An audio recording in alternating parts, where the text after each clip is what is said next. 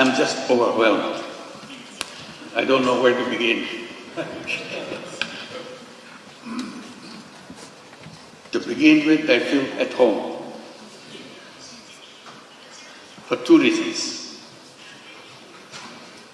I always felt at home in an academic environment. I always felt this is where I belong to.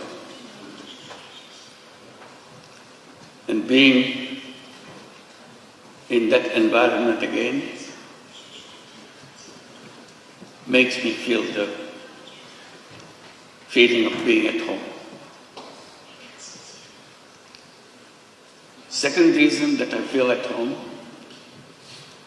because Peking University is my home.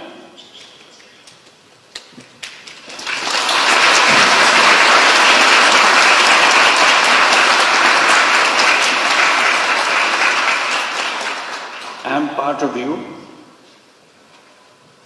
because you accepted me as an honorary professor. I'm sorry that I couldn't spend much time with you, but I always hoped I could spend time with you and share with you all the excitements of the academic world and the world that you want to create for future generations. That's our task in the academic environment, to build the future world, not just learning about the current world.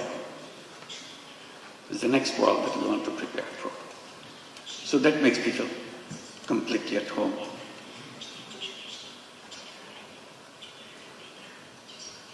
Your Excellency Po Guangchai and Mr.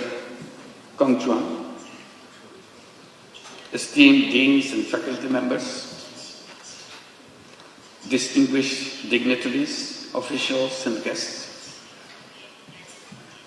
and my dear, dear students, ladies and gentlemen. It is with great humility and profound gratitude that I stand before you today in this prestigious institution, Peking University, the center of knowledge, wisdom, innovation, and excellence.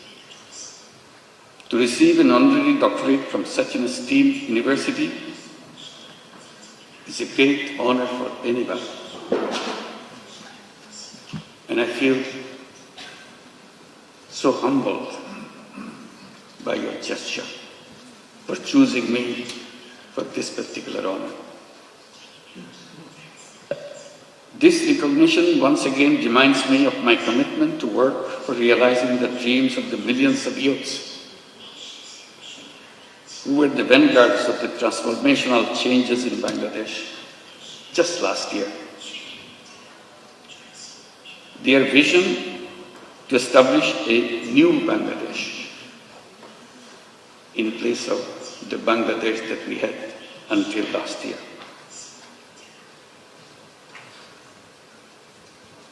A new Bangladesh which will be free from poverty, hunger, unemployment, and destitution. Ladies and gentlemen, and my young friends, to translate this vision into reality, we are embarked on a series of reforms to make governance transparent and democratic, to ensure economic policies which are inclusive, and to guarantee that every individual has equal opportunity to flourish. Our reform initiatives are at the top of our priority. Our goal is definite. Our work plan is exhaustive. For building a stronger and more resilient Bangladesh, we emphasize economic transformation through entrepreneurship, greater investment in education and technology, and a stronger international cooperation. Distinguished guests, I have a deep and personal attachment with Peking University. Back in October 2006, I had the opportunity to be appointed as the honorary professor. To me, today's conferment is more than a personal honor. I see this as a recognition, as an acknowledgement of the resilience and courage and determination of the people, especially millions of women and young entrepreneurs who continue to prove that no challenge is too big when they are given the right opportunities to develop and break the shackles of poverty and marginalization. Throughout my journey, from being an economist to founding Grameen Bank, from pioneer microfinance to advocating social business, my core belief has remained the same. People are not poor because they lack of skill or ambition. They are poor because the economic system has never given them a fair chance. So poverty is not because of something lacking in the person. It's not their fault. It's the fault of the system that we built for ourselves. That causes poverty. That causes all the problems for human beings by wrong thinking. And I blame myself for being part of that institution, academic institution, where we pass on this wrong knowledge to the next generation. So I plead guilty that we have not been able to change those ideas, wrong ideas, which make people suffer. So my struggle has always been to go back, to find out the faults in the system that we promote, we teach the young generation, so that we do not repeat the same thing for the next generation.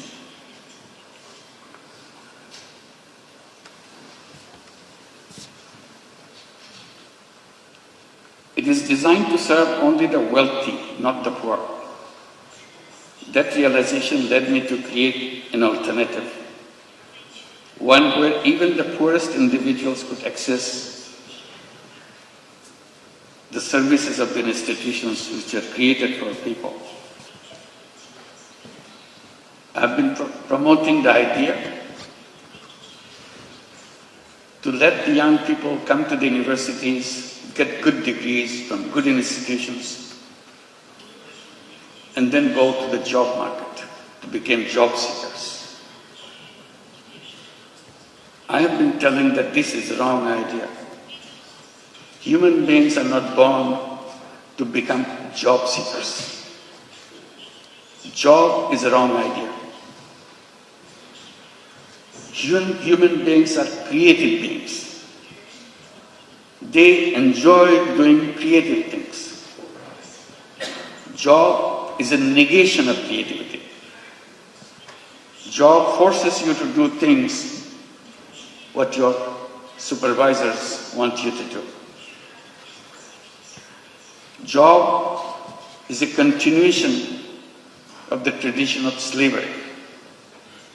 Human beings are not fit for slavery. Human beings are independent beings. So I keep on promoting the idea that all human beings are born as entrepreneurs, not job seekers. Universities should be preparing young people to go out and become successful entrepreneurs, not job seekers. And that idea came from a simple experience. I started as a small initiative with a handful of women in a village next to the university where I was teaching in Bangladesh. I started lending tiny little money to the poorest women that the world has ever known, just to make sure she feels that she can handle this money and change her life.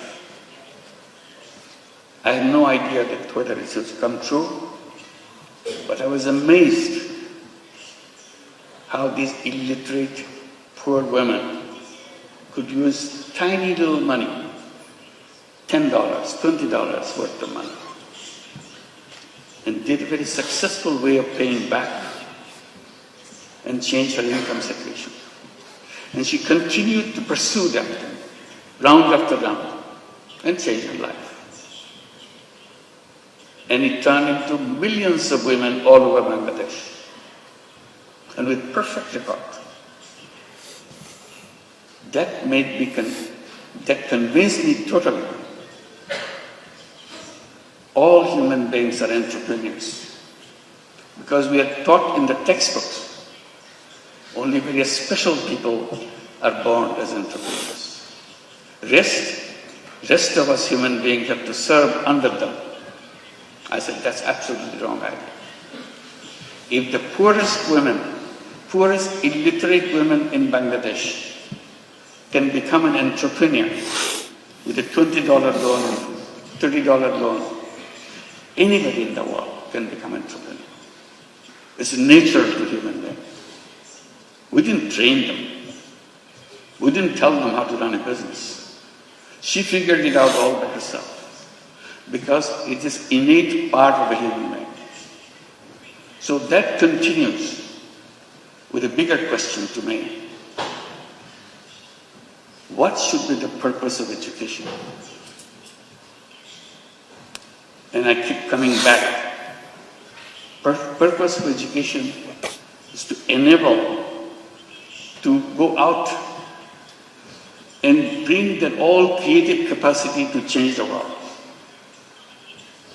And universities and educational institution is not only a place to learn what happened, also imagine. Imagination is the greatest power on earth. If you imagine, it will happen. If you don't imagine, it will never happen. If you look back, things happen because somebody imagined it. Imagine something big, something unheard of, something you never dared to hope that it will work. But you imagine and stay with it. If you stay with it, it will happen. So that is the greatest power. Imagination is more powerful than anything you can bring together. So I follow that, encourage young people like you, along with what you are learning, imagine. Dare to imagine the most odd thing that you ever thought, most necessary thing you think could be done. At the moment it looks odd, at the moment it looks impossible.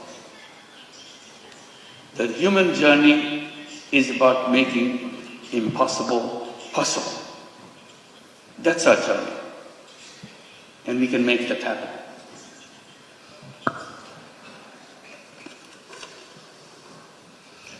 Then I came to my other point. Why the way we do things followed by something that we are not sure of? This civilization that we are passing through, will it help us to overcome the problems that we face?